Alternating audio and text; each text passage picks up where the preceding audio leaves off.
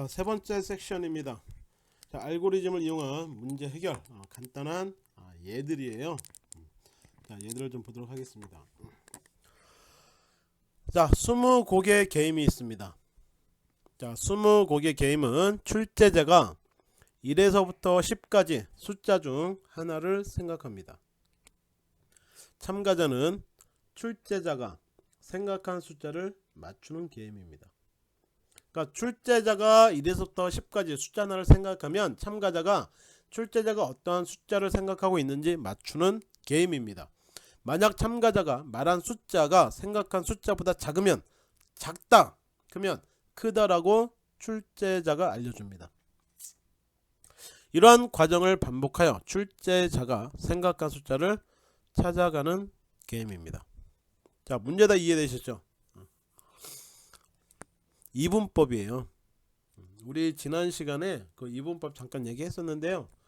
그런 방식으로 문제를 풀어나가는 그런 게임이 되겠습니다. 자, 일단 출제자가 특정 숫자를 생각합니다. 자, 그림으로 보게 되면 출제자는 지금 무슨 숫자를 생각하고 있어요? 5라는 숫자를 생각하고 있습니다.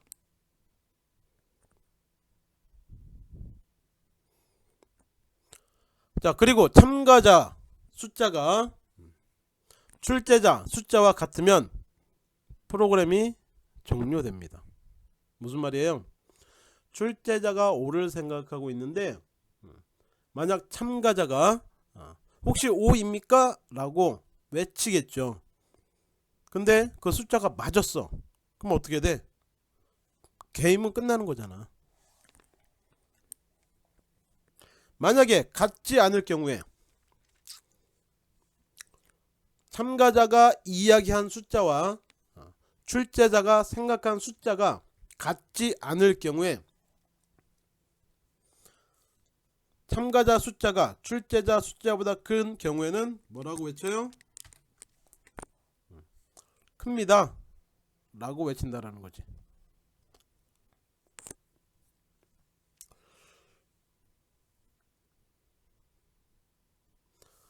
무슨 말이냐? 출제자는 현재 5를 생각하고 있습니다.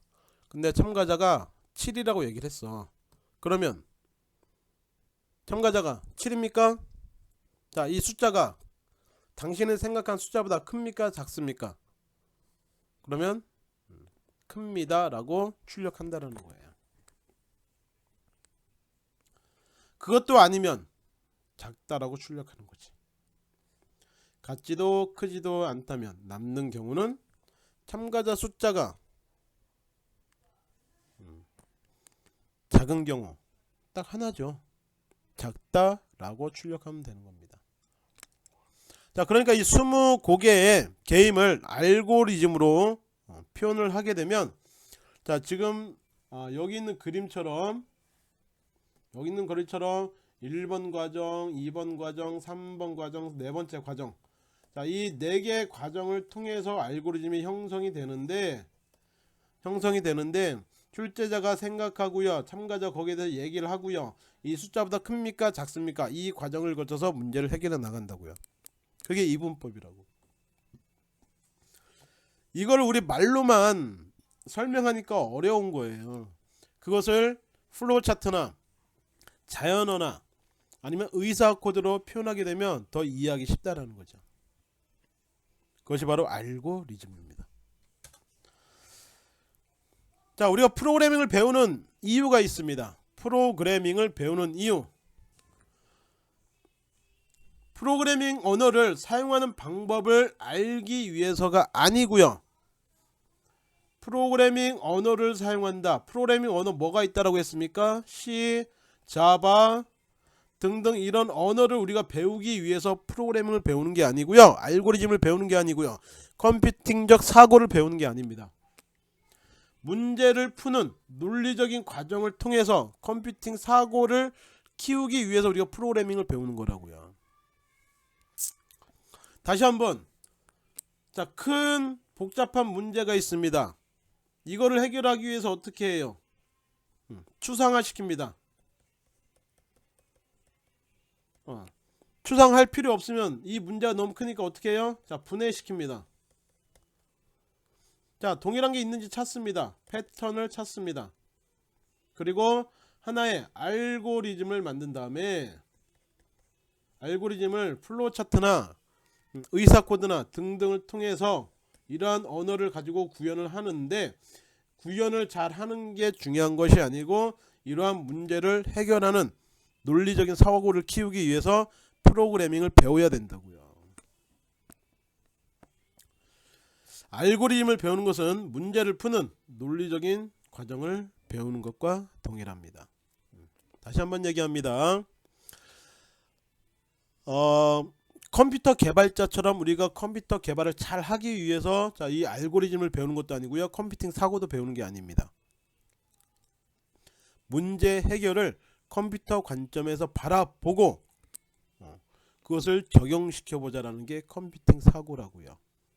그러기 위해서는 우리가 알고리즘을 알아야 되고, 알고리즘을 표현하는 방법, 그리고 해석하는 방법, 그런 것들이 훈련이 되면 자연스럽게 컴퓨터 기반으로 생각하는 자세가 바뀐다고요.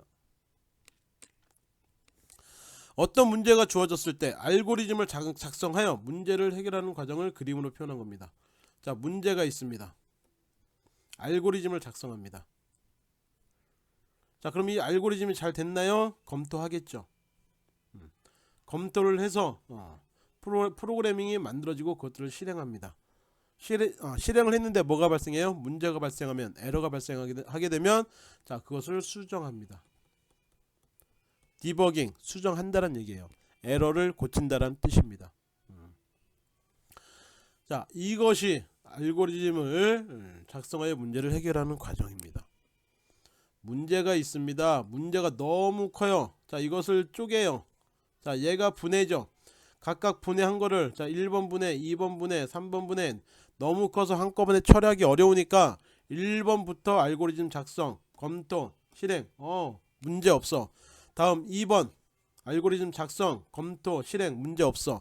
3번, 자, 이 6개의 과정을 다 거쳐서 문제가 없고 그것을 하나로 뭉치게 되면 오히려 문제 해결이 쉽다니까요. 여러분들이 개인적으로 가지고 있는 문제, 우리가 어떤 학업의 문제뿐만 아니라 개인적으로 가지고 있는 여러 가지 고민들이 있을 거 아니에요. 스트레스 쌓이는 것들이 있을 거 아니야. 그것을 해결하기 위해서 우리가 고민을 하잖아요.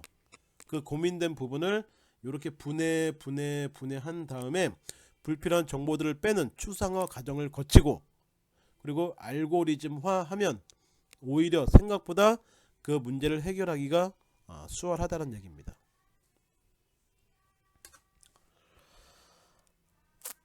자, 앞에서 본 것처럼, 자, 문제 해결 과정인데요. 자, 처음에 알고리즘을 작성을 합니다.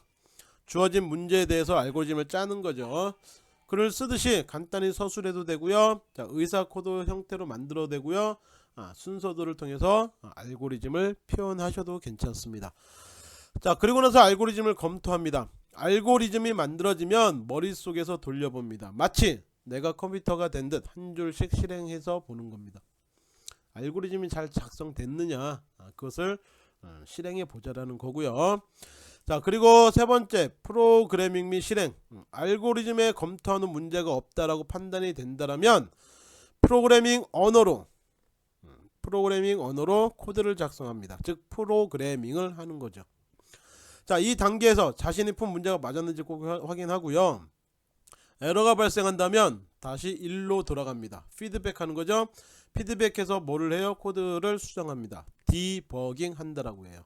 즉 버그를 수정한다. 그래서 이런 과정을 거치면 1번, 2번, 3번 다시 디버깅, 1번, 2번, 3번 디버깅, 이 과정을 거치게 되면 실수가 최소화되고 문제 해결하는데 원인을 찾을 수 있다는 얘기입니다.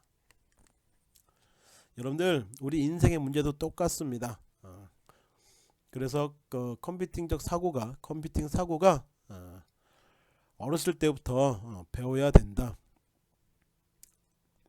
여러분들이 초등학교 때 산수 왜 배우셨을까요?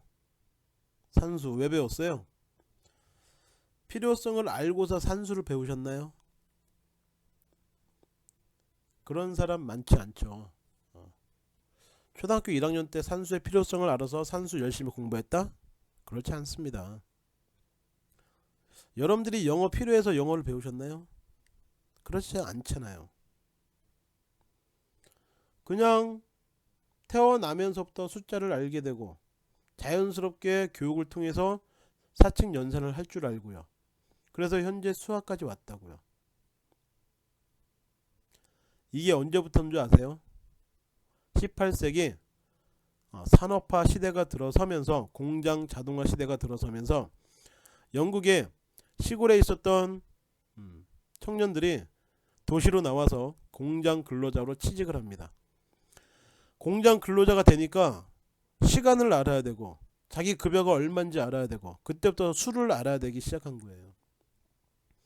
그래서 산수의 개념, 숫자의 개념, 수학의 필요성이 절대적으로 필요해지게 된 거고, 우리 모든 삶이 수학과 연결되어 있구나. 그래서 자연스럽게 우리가 산수 공부를 시작한 거라고요.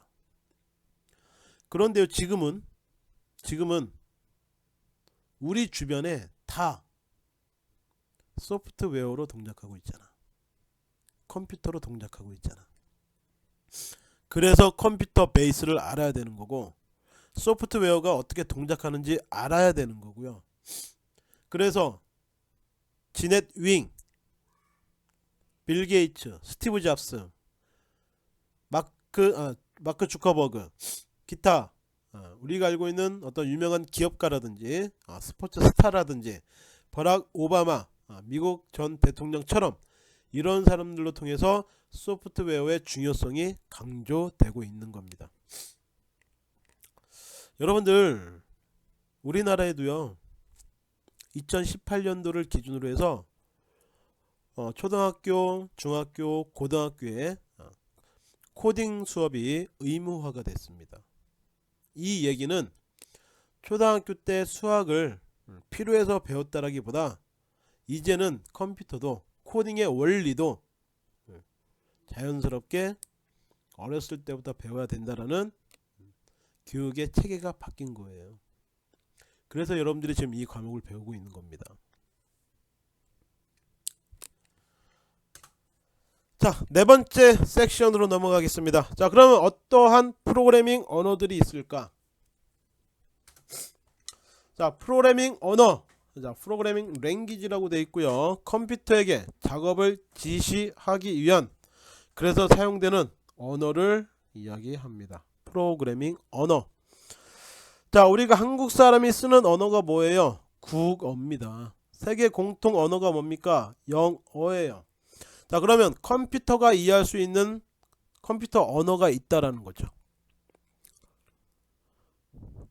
사람의 자연어를 컴퓨터가 그대로 받아들일 수 있나요? 갑자기 그게 생각나네요. 여러분, 인공지능 많이 들어보셨죠? AI. 자, 인공지능. 자, 여러분들 인공지능 하면 떠오르는 거 있나요? 인공지능 하면 떠오르는 거. 2016년도 3월달 무슨 일이 있었어요? 우리나라 바둑 천재 이세돌과 누가? 알파고가 바둑을 뒀잖아. 누가 이겼습니까?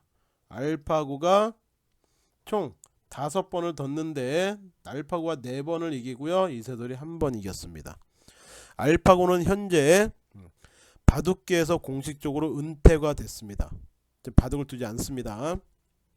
그러나 알파고의 공식 전적이 제 기억으로는 69전 68승 1패예요. 그 1패가 누구라고요?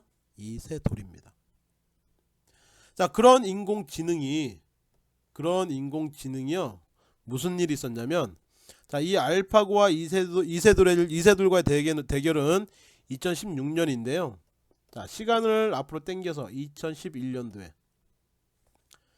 IBM이라는 회사에서 만든 컴퓨터 왓슨이라는 게 있습니다. 왓슨 인공지능 컴퓨터가 미국의 제퍼디라고 하는 퀴즈쇼에 출연을 합니다. 퀴즈쇼. 그래서 이 가운데 IBM 컴퓨터가 있고요, 왼쪽에 사람, 오른쪽에 사람, 자, 이 세 사람이 대결을 펼치는 자, 이벤트적인 퀴즈 쇼를 2011년도 했어요. 자, 이 두 명은 전 세계 퀴즈 왕들입니다. 챔피언들이에요. 자, 사회자가 질문을 던집니다. 자, 사회자가 자, 이 영화는 자, 영어로 막 설명을 해요. 자, 그러면 이 질문을 듣고 자, 이 세 명의 출연자가 정확한 답을 찾을 거 아니에요. 자, 이 컴퓨터가 부저를 누릅니다. 삑 누르고요. 답은 이겁니다. 띵동댕 맞춰요. 그래서 이 제퍼디 퀴즈쇼, 이 이벤트적인 이 퀴즈쇼에서 우승한 사람이 아니라 우승한 게 바로 IBM 왓슨 인공지능 컴퓨터가 우승을 했습니다.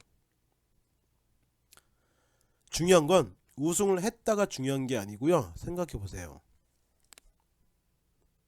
인공지능 컴퓨터가 사람의 말을 다이렉트로 인식을 했다라는 겁니다. 와우. 신기하지 않나요? 우리 프로그래밍 언어는 사람이 말하는 것처럼 현재 사람이 영어든 국어든 이러한 자연어를 통해서 프로그래밍 언어를 못해요. 그래서 프로그래밍 언어, 컴퓨터 언어, C나 자바나 파이썬 이런 언어를 가지고 코딩을 한다고. 그런데 2011년도 IBM에서 만든 인공지능 컴퓨터 왓슨이 사회자의 질문을 듣고서 바로 답을 맞춘다고요. 그런 시대까지 온 겁니다. 잠깐 옆으로 샜지만 자, 어쨌든 컴퓨터에게 작업을 지시하기 위한 언어가 프로그래밍 언어고 뭐 이런 종류가 있다라는 겁니다. 기계어, 어셈블리어, C, C++, 자바, 파이썬, 스크래치 등등 언어가 존재합니다. 자, 언어는 좀 더 디테일하게 얘기하면 자, 이렇게 구분이 됩니다. 기계어, 어셈블리어, 저급 언어, 고급 언어. 기계어는 컴퓨터가 이해하는 언어입니다. 숫자로만 이루어져 있고요. 자, 이것처럼 0과 1로만 이루어져 있습니다. 기계어. 자, 기계어를 사람들이 이해할 수 있는 문자 형태로 조합한 것이 바로 어셈블리어입니다. 어셈블리어. 어렵습니다. 자, 그리고 저급 언어와 고급 언어가 있는데요. 저급 언어는 기계 관점에서 기계가 이해할 수 있는 언어, 즉 기계어와 어셈블리어가 이 저급 언어에 해당이 되고요. 고급 언어는 사람들 관점에서 만들어진 언어예요. 자, 이 기계어와 어셈블러가 어렵기 때문에 사람들 관점에서 자, 아까 알고리즘을 표현하는 방법이 네 가지가 있었습니다. 첫 번째 자연어, 두 번째 순서도, 세 번째 의사 코드, 네 번째 프로그래밍 언어가 있었는데 의사 코드가 프로그래밍 언어를 본따서 만든 거라고 했잖아요. 프로그래밍 언어처럼 보이기 위해서 하는 것들, 그런 것처럼 특별한 어떤 명령어 체계를 만든 것이 바로 고급 언어입니다. 그래서 우리가 얘기하는 C 언어, 뭐 자바, 뭐 파이썬, 자, 이런 언어들이 다 고급 언어에 해당이 돼요. 중요한 건 컴퓨터는 기계어와 어셈블리어는 바로 해석이 가능하지만 고급 언어는 자, 사람들이 짠 프로그래밍 언어를 바로 해석하지 못합니다. 뭐가 필요해요? 번역이 필요한 겁니다. 자, 어쨌든 어셈블리어와 같이 기계어에 가까워 사람이 이해하기 힘든 언어를 저급 언어라고 이야기하고요. 사람이 사용하는 단어를 사용해서 이해하기 쉽도록 만든 언어를 고급 언어. 그래서 C, 자바, 파이썬, C++, 베이직, 뭐 포트란 과거에 코볼, 뭐 C++, 뭐 C#, 그런 것들이 다 고급 언어에 해당이 됩니다. 자, 객체지향 언어라는 것도 있는데요. 자, 객체지향 언어는 C 언어를 C++ 언어로 바꾼 것을 객체지향 언어로 바꿨다고 이야기하고요. 객체지향 언어는 객체화 시킨 겁니다. 데이터를 담는 통과 통에 담긴 데이터를 처리할 수 있는 어떤 여러가지 함수들, 메소드를 하나로 묶어 놓은 것이라고 이야기하고 있고, 객체지향 언어의 장점은, 자, 필요한 부분을 그냥 그때그때 갖다 쓸 수가 있다라는 거죠. 객체지향 언어 중 현재 가장 많이 사용하는 언어는 자바입니다. 자바. 뭐 C샵도 객체지향 언어고요. 뭐 JSP, 뭐 PHP 등등도 지금은 다 객체지향 언어를 좀 추구하고 있습니다. 그래서 여러가지 함수라든지 변수라든지 여러가지 메소드라든지 뭐 다양성, 뭐 속성, 이 어떤 그 객체지향의 그 용어들을 적용을 해서 쓰는 그런 방법론이 객체지향 언어입니다.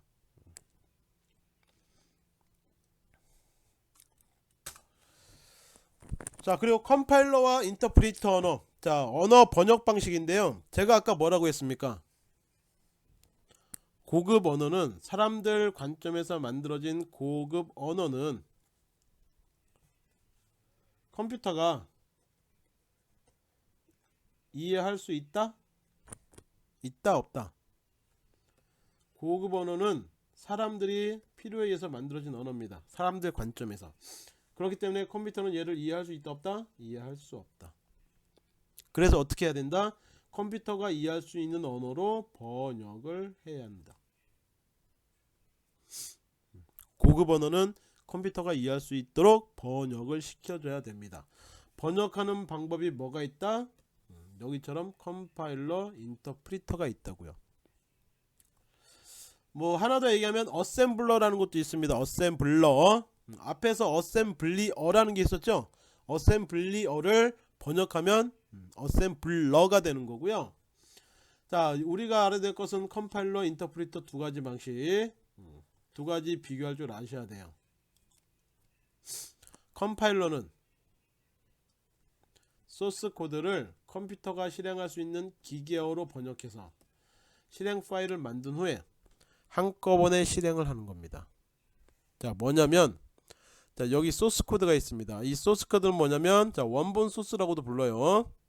원본 소스, 즉 어떤 알고리즘을 우리가 만들었으면 이 알고리즘을 가지고 분석해서 프로그래밍 작업을 하잖아. 그러니까 프로그래밍 한 것을 우리는 원본 소스라고 불러요. 자, 예를 들어서 C 언어로 했다고 칠게요. C 언어. C 언어로 알고리즘을 분석해서 프로그래밍 했습니다. 근데 C 언어는 고급 언어이기 때문에 컴퓨터가 바로 해석할 수가 없다고. 그래서 중간에 뭐가 필요해요? 번역 과정이 필요합니다. 그래서 이 소스 코드를 자, 컴파일 합니다. 컴파일. 그러면 실행 파일이 만들어집니다. EX이라는 어떤 확장제 실행 파일이 만들어져요. 물론 이 중간 과정에 또 다른 과정이 있습니다. 뭐 목적 파일도 만들게 되고요. 자, 링키지 에디터, 자, 그 라이브러리하고 서로 연결도 하고요. 그러고 나서 실행 파일이 만들어지게 되면, 자, 우리가 실제 컴퓨터가 실행할 수 있는 파일로 생성이 되는 겁니다. 그런데 컴파일은 여기처럼 기계어로 번역하여 실행 파일을 만든 후 한꺼번에 실행한다고. 자, 예를 들어서 이 소스 코드가, 자, 여러분들이 코딩을 했는데 이 코딩이 1000라인이 생겼다. 즉 1000줄짜리 프로그래밍을 만들었다.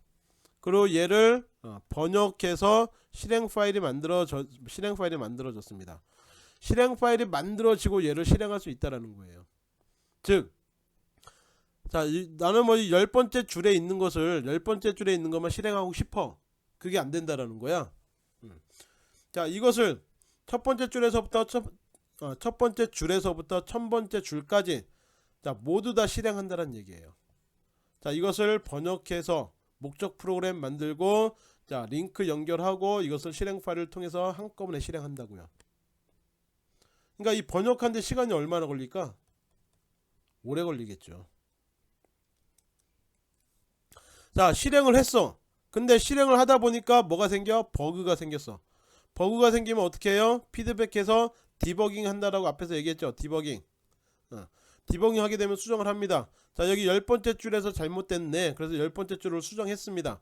그래서 다시 처음부터 번역을 하고 컴파일해서 목적 파일을 만들고 실행 파일을 만들어야 된다고. 컴파일러는 실행 파일을 만드는 한꺼번에 실행한다. 그래서 C 언어나 자바 등이 컴파일러 언어에 해당이 됩니다. 반면에 인터프리터는요, 소스 코드가 자, 첫 번째 라인에서부터 1000번째 라인이 있습니다. 바로 실행해요. 목적 파일도 만들지 않고요, 컴파일도 하지 않습니다. 그리고 여기처럼 한꺼번에 실행하지 않습니다. 첫 번째 줄을 읽어서 실행하고, 두 번째 줄 읽어서 실행하고, 세 번째 줄 읽어서 실행하고, 네 번째 줄 실행하고, 네 번째 줄 실행하다 보니까 오류가 생겼네. 그럼 수정해서 다시 실행시키면 돼요. 그게 인터프리터입니다. 소스 코드를 한 번에 한 행씩 번역해서 실행하고요. 자바스크립트, 파이썬, 베이직, 홈페이지를 만드는 HTML, 자, 이런 것들이 다 인터프리터 언어의 인터프리터 번역 방식에 해당하는 언어들입니다. 그래서 정말 그 프로그래밍을 어떤 능숙하게 아니면 개발자 과정을 거쳐서 하고 싶은 사람들은 자, 이것을 좀 많이 하는 편이고요. 어떤 즉각 어떤 결과값이 나오는 것을 선호하는 그런 개발자들은 이쪽 거 많이 한다는 거지. 그래서 최근에 전 세계적으로 가장 인기 있는 프로그래밍 언어가 뭐냐 그러면 보통 C, 자바, 그리고 파이썬입니다. C는 굉장히 오래됐어요. 데니스 리치라는 사람이 만든 언어인데요. 70년대부터 사용되던 언어고요. 자바는 객체지향 언어의 가장 대표적으로서 지금 모든 어떤 분야에서든지 많이 쓰고 있는 언어입니다. 파이썬 언어가 지금 많이 부각되고 있죠. 뭐 인공지능, 빅데이터, 자, 이런 언어에서 지금 많이 쓰고 있습니다. 목적으로. 그리고 뭐 웹에서도 많이 쓰이고 있고요. 등등등등. 더군다나 이제 파이썬은 자, 인터프리터 번역 방식에 속하는 언어이기 때문에 바로바로 결과물을 볼 수 있어서 참 재밌게 할 수 있는 그런 언어 중에 하나가 되겠습니다.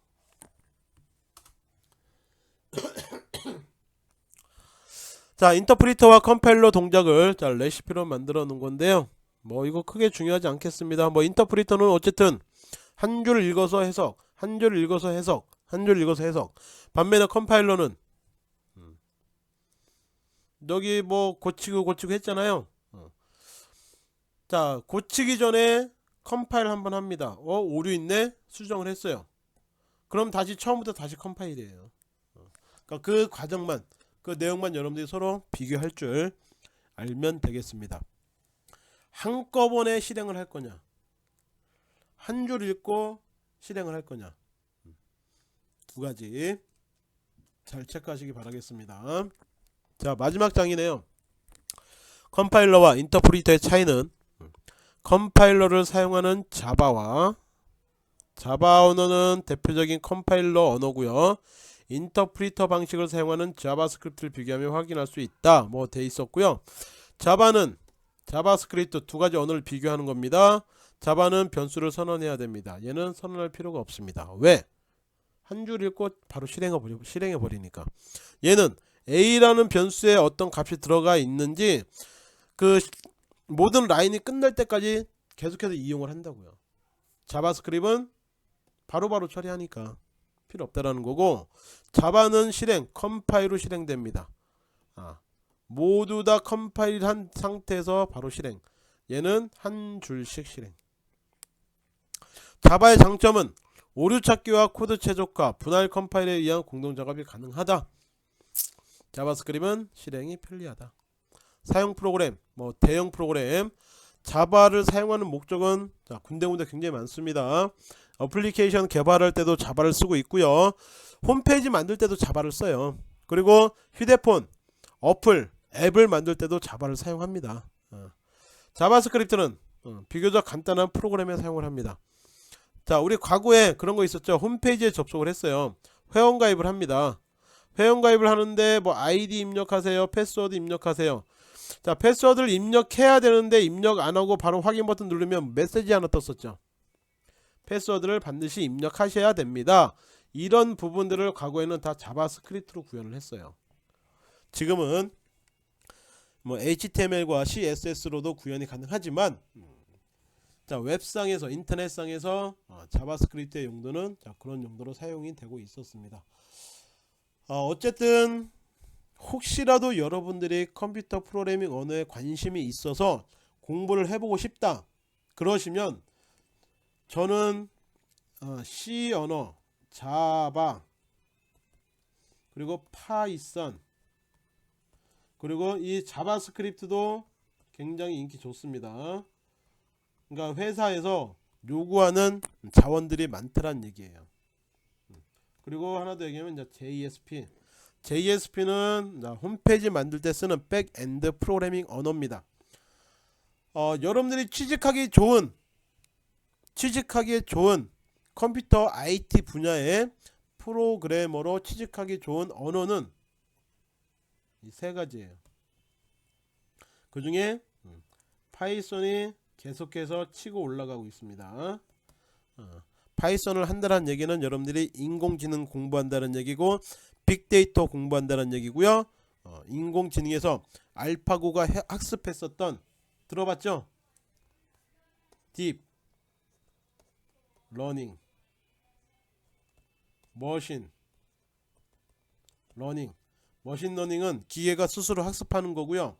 딥 러닝은 사람의 두뇌처럼 서로 연결해서 학습하는 방법을 딥 러닝이라고 이야기합니다.